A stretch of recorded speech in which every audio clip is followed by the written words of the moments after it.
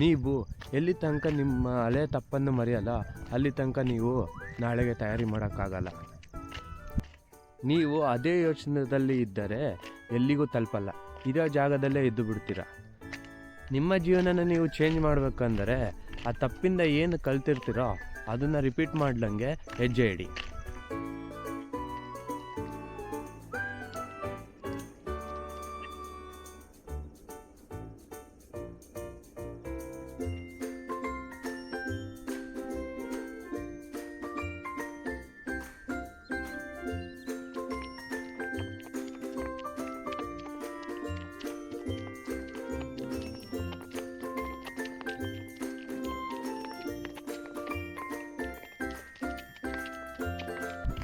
ಮತ್ತೆ ನಾಳೆ ಸಿಗೋಣ, ಅಲ್ಲಿ ತನಕ Bye, have a great time.